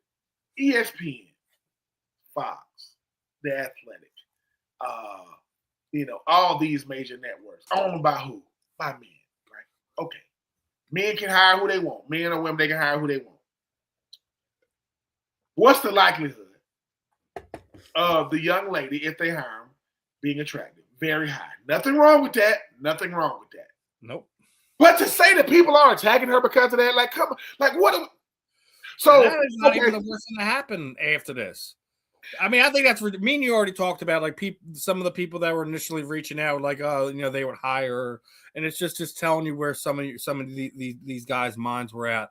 But then you even have people who are in the business speaking their mind, and they were let go. So we had Chrissy Ford. Her exact comments is, "We know who you really are. We know what you've been up to for years. So, so much determination in women in sports, have done things the right way. All of us know what she's been up to, from fighting with reporters in a Chili's parking lot, hooking up with married coaches, everything else. And it's almost all certainly true. It was the worst kept secret in NFL reporting for a while. And then her employer, USA Today, fired her over those statements. So why are we silencing voices? You know what that young lady gonna learn is she wasn't wrong for what she said, and if what she said was true, shame on these networks. Care so much about perception. So let me get this straight. Diana Rossini was doing these because Skip Bayless and came out and said he's worked with Diana for a long time. He's known of the type of things she's been accused of, right? And he said, but I didn't. He said, I didn't say anything because that's her business. That's what you want to do, but that's not going to affect how I go about getting my stories or my features or whatever. Let me tell you what people don't like, and I'm gonna say this loud and proud. People don't like the truth. People getting fired because of the truth. So let me get this straight. We can sit with this lie, and she's an attractive young lady. What she's really saying is they gonna think I'm doing that. They gonna think that's me. Every time I want to get a feature, they pulling me to the side. What you gonna do for? Ask you questions. What the hell you think I'm gonna do? That and Steven, it's like me. It's like the kind of stuff me and you talk about in this industry. We ain't gonna name no names. We ain't gonna call nobody out. Same thing like when we had Megan on here and saying what her first big media company experience was like. And for people that be thinking, wait a minute, Ben, wait a minute, Steven, people be doing that. Hell yeah. What? I hate to say this, but the most men that are in position of power are the lowest form of scum that we have on this earth. And look, and if you don't like that statement, that probably fits you. And look, we're talking about if someone is offended by it, that means you've done something to exactly. I don't like the fact that the young lady got fired. I don't like the fact that she got fired. Diana Rossini, I'm not trying to make her the scapegoat as if to say she invented these type of practices and protocols. But somebody showed her how to do it. Of course, that's what I was going to say. Let's be honest. Someone showed her how to do it. Mike Vrabel should be suspended.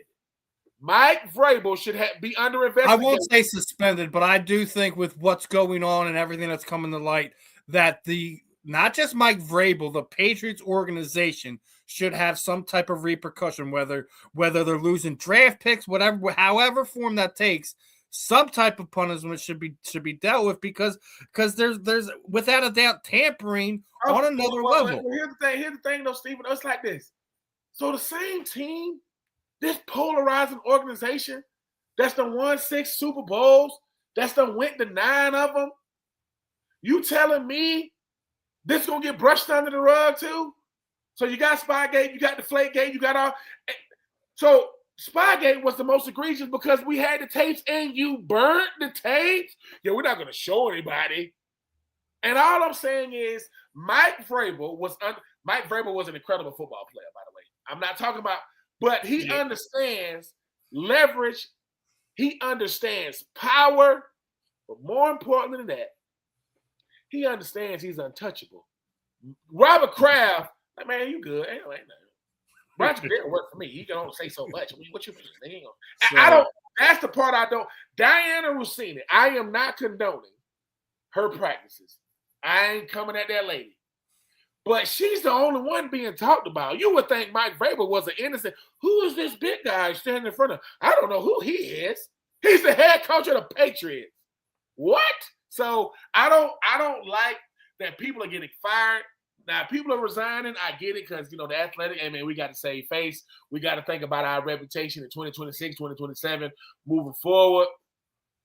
But also, this whole Mike Vrabel situation is Mike Vrabel. Let me help you understand something, sir. If you're gonna come out with a bogus press conference, man, just keep that secret. Just talk about the players. What was that? What was it? And here's the thing: people saying, "Well, they had a private investigator taking pictures of her." Damn, he don't got no picture. You think them the only pictures he took? He saw him doing the whole. Yeah. I said, and if it ain't nothing to see, ain't no pictures. There's another part of reporting that I took offense to this week, right? So we had the WNBA draft come up recently, right? Mm-hmm. And one of the players drafted is the team she got drafted to. She's going to be playing with her girlfriend. They have it's known fact that she's in a relationship. Well, the problem is that the team media basically shut the reporter down with saying we're not talking about those questions. We're not. That's not what we're going to talk about. But now WNBA players want to be treated like grown women, yet we're still treating them like little girls, right? And that was what Emmanuel Ocho's response was to that situation. Now, listen, if we had happened to have, two gay hockey players that two lovers are it's gonna become a question. Yep. It shouldn't be any different that we now have two WNBA players, one of them who was just drafted to the team that her girlfriend is playing on. That it's not a non-topic, and we're not going to touch that. Yep. It's not. That's just the way. That's just the way the world works. Like if that was the case, one, you shouldn't let people know what your sexual orientation was, and two, have your relationship become public. And hold on for a second. Okay, let's just. So the young lady, right, is gay. She's a WNBA player. Is that new in 2026? No, right? But these WNBA players are at the forefront right now. They got the new CBA. They got the Boston lady and obviously Asia Wilson both signed for over $1 million. One signed for like $6 million. Asia signed for like $4 million. This is the WNBA draft. Aren't you gonna ask me? We're not gonna talk about that. This is my freaking moment. How you gonna tell someone you shutting me down? We ain't doing that. It's like we do too much sometimes. We're done. I don't think it's a secret. My girlfriend's standing right there, right? And not to compare the two, but when Michael Sam got drafted, he kissed his boyfriend on national TV. Now people didn't like it, but I'm sorry. I know people don't agree with this or believe this. Gay people kiss each other. Yeah, like it happens. and if something big happened, I just think that, just because, certain people don't agree, you got to take a person's moment away. It's a minute. It's 2 minutes. Yeah, the people making a bigger deal out of it than it is. And like I said, man, we don't have to agree with everybody, man, to still be respectful. Yeah. Good. I got to agree with you to respect it. So yeah, shout out to the WNBA women, man. Doing big things right now. It's just like I say, Steven, if you up for an award and they want to ask you something and they go, no, don't ask them about that. I'm sorry, get the hell on. What are you doing? How hard is it for that young lady to say, I don't want to talk about that? She has a mouth, she can speak for herself. Somebody, that's the part I don't like is too many handlers thinking, hey man, I got you. Well, I don't need you to have me, Debo.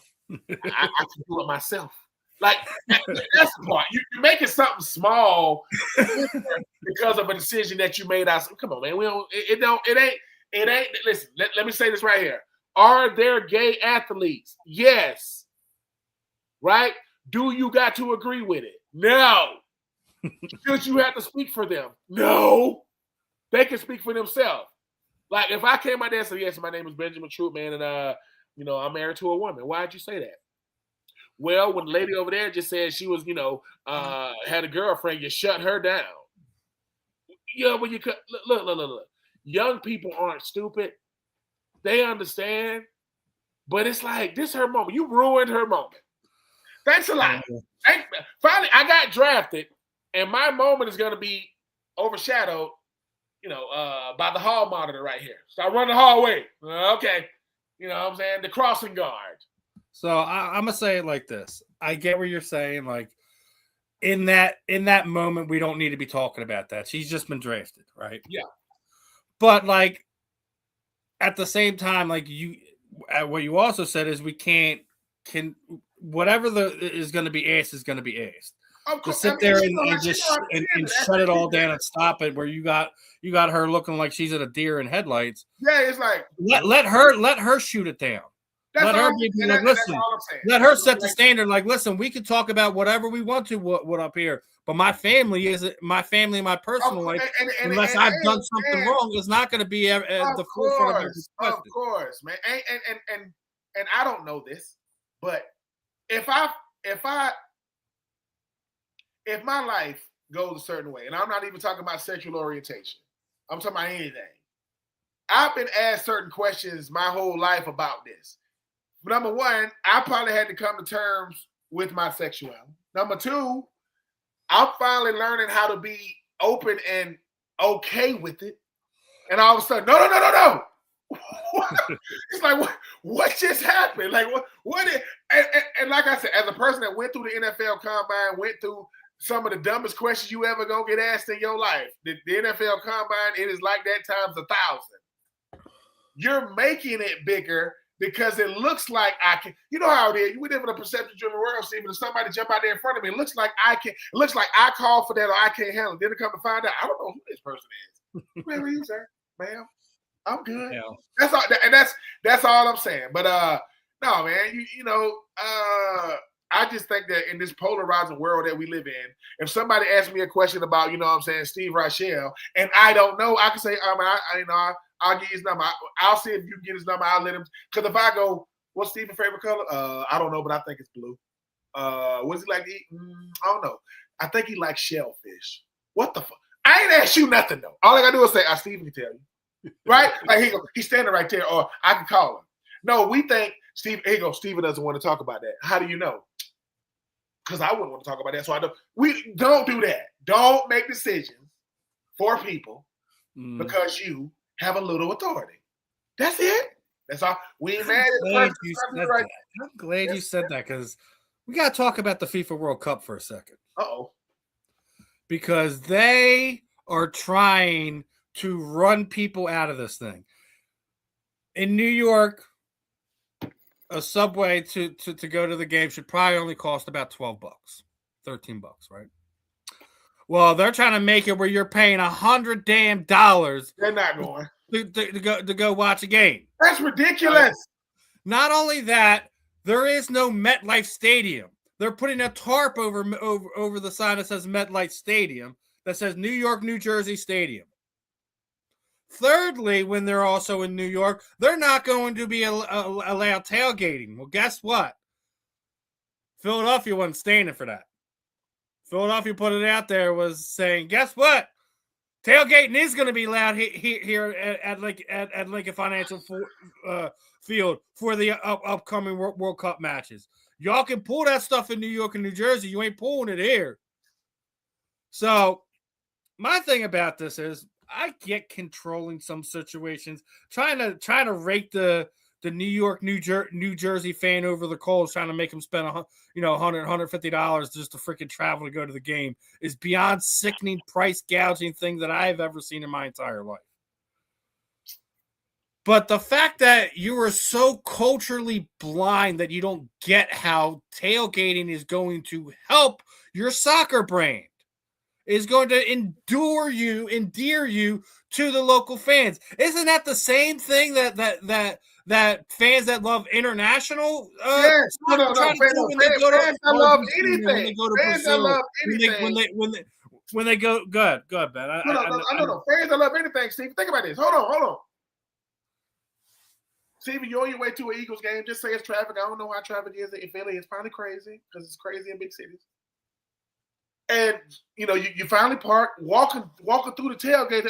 What's up, Steven? It's almost like they help you forget about, man, I'm a little late. Because they, fly Eagles fly. Why would you not? You don't want to have tailgating for the World Cup? Y'all had a meeting about this and agreed to this, but you're going to charge me $100 to get on the subway? You have lost your effing mind. You are out of your mind. I got to get on in most cities, man, I can get the month pass.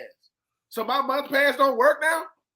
Well, you got to get something different now. So is there going to be a World Cup subway? No.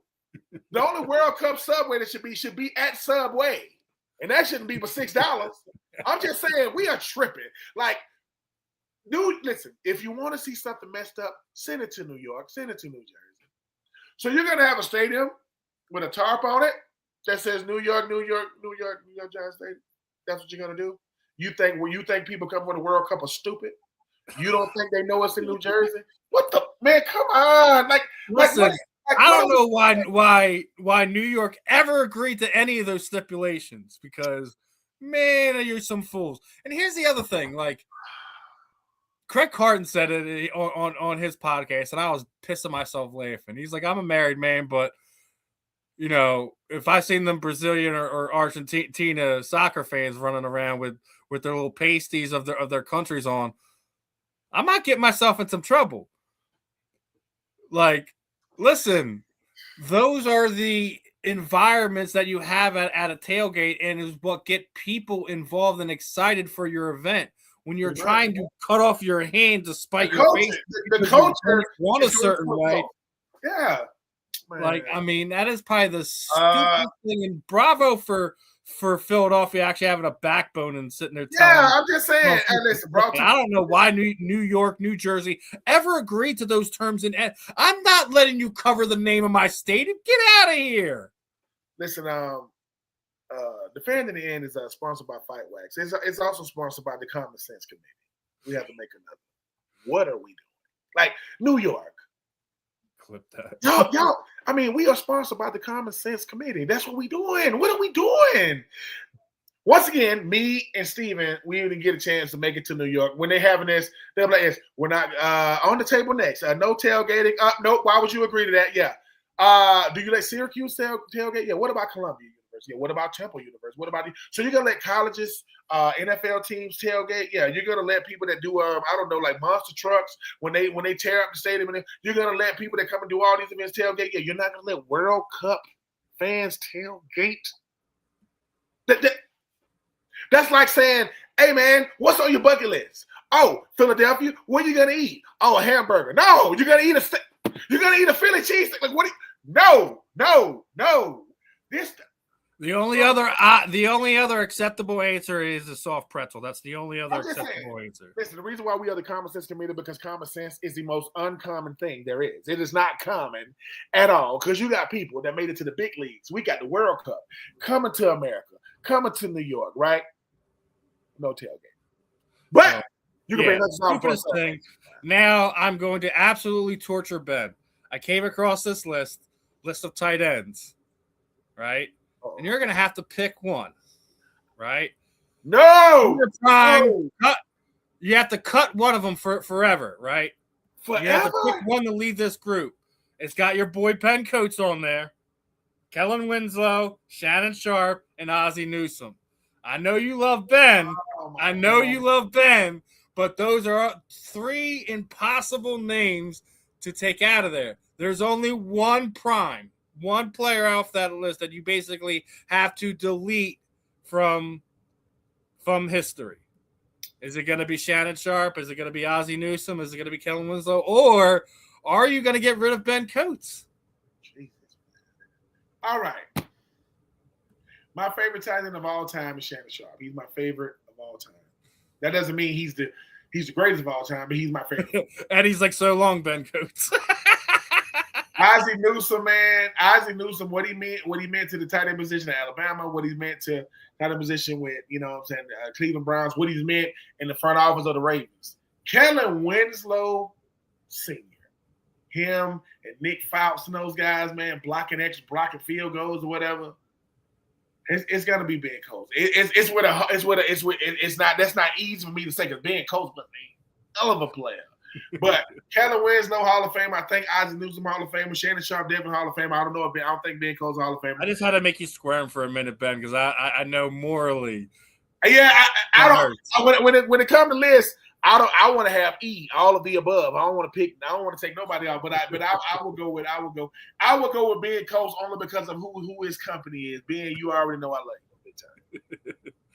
Yeah, I mean, it literally was that. As soon as I saw that Ben was on there, knowing the conversations I've already had with Ben, and that was a great point. Ben Coates, I was like, oh, I gotta make Ben squirm for at least 5 minutes.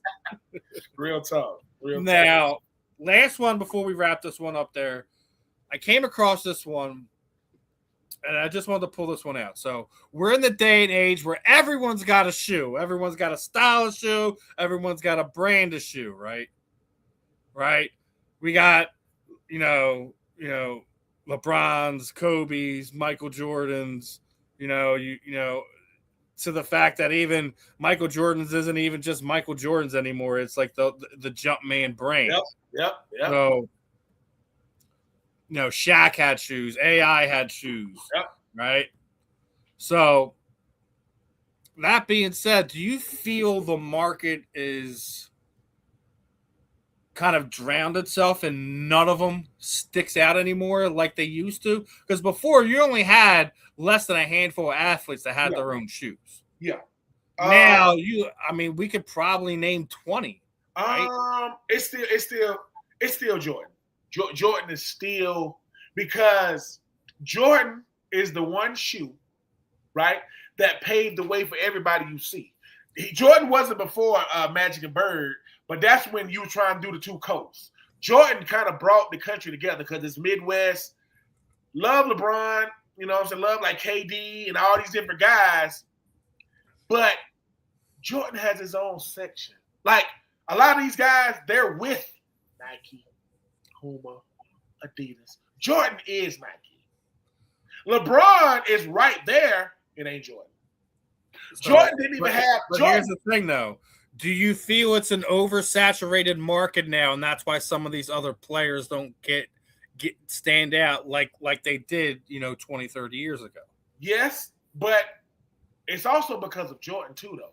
Because here's the thing, right, Steve. You walk into a Dick's, you walk into an Academy, you walk into a Foot Locker. If they don't put the player's picture over their shoe, you don't know it's theirs. They don't have to do that with Jordan. You notice with Jordan, they don't have to put, you go, them new Jordans right there. And people don't understand how synonymous that Jumpman logo is. I don't know. LeBron doesn't have a logo that's, you see what I'm saying? Kobe got a nice logo. What I'm saying is everybody got to have a guy that took it to. Jordan didn't have his first deal. That was like I said, that was Bird and that was Magic. Jordan took it to another level because Jordan said, hey man, I know I'm with Nike, but I'm Jordan. Like y'all went to the Jumpman logo, but Jordan is everywhere though. Jordan's in football, basketball, NASCAR, tennis. LeBron is basketball. That's it. Steph is basketball, and Steph had them orthopedic looking shoes with freaking Under Armour. I don't even know who wore those. I don't even know who wore them things. But what I'm saying is, Jordan is saying, no, my brand is international. I cross all sports.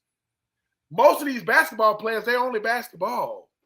You see, I'm sorry, who is Jalen with? Jumpman. He's with Team Jordan. So what I'm saying is Jordan is saying, I'm a brand that makes shoes. These guys just have a shoe. And I think that's the biggest difference. So, yeah, I don't know what Giannis's look like. I couldn't tell you. I couldn't tell you what Luka's looked like. I couldn't tell you what I know Ant-Man is with Adidas. I think that James Harden is with Adidas. I think that Steph is on the free market right now. I don't know who Dwayne Wade is with. I don't know who Kyrie is with, right? It's all these guys, right? Jordan, right? And the only reason why they don't wear Jordans is because they got a brand deal. You don't think Ant-Man want to be with – so I'm not mad at the guys who got their own shoe. Jordan been out so long, Jordan didn't even have lows. They just got lows. Now he had mids. And here's the real kicker. Jordan still look better than all their shoes. His still look better than all the. He don't got to do the neon greens and the funky colors. He don't got to do none of that. Put out the ones that came out of '89. Well, this is what I'm saying. Like, this is why I think that they don't stand out either. Like you already said, like unless you got the picture over, they don't know like whose shoe it is. They don't even put the care and wherewithal into them to make it stand out to sit there and say it. Like the only other person that I could sit there and say that did that was Allen Iverson. Yep. He had a specific style that his shoe looked like. Yep. The answer is such a it's look, here's the thing, right? A lot of these shoes are gonna be shoes, they're not iconic. Jordan is iconic. The answer is iconic. These are iconic shoes. Grant Hill had Feli. You know what I'm saying? I remember Sean Kemp had Reebok. Shaq had Reebok. Jordan, most guys don't want to sign with Team Jordan because people are gonna be like, what is that? Because it don't look like. I think Zion Williamson signed with Jumpman. No one cares. I don't wear Zions. I don't wear Luka signed with Team Jordan. Don't wear those. Right? So I'm just saying, I mean, it's a lot of what are those, even though you got you a shoe. It's not that with Jordan. Because Jordan is saying, hey man, we're just taking what we did in '85 and we're doing it in 2026. That's crazy. That's crazy.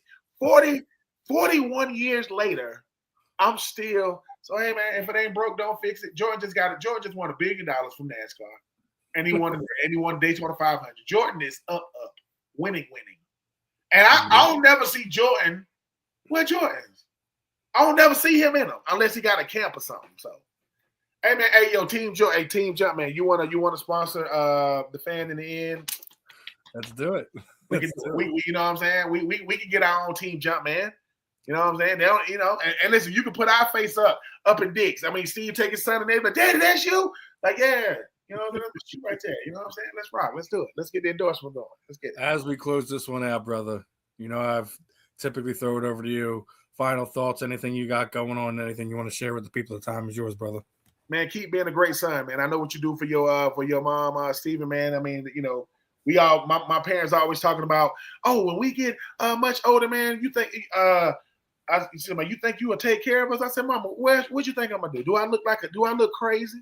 I just have to I'm gonna just put y'all in the part of the house that y'all got y'all own little section, TV, kitchen, everything, because y'all gonna get on my nerves. So just want to say, man, keep doing what you're doing, man. Tell Mom Dukes I said hello. Will do, brother. Another fun episode of The Fan in the End in the books. I'm Steve. That's Ben. We will catch you guys next Wednesday. Peace out, my friends. Have a good one.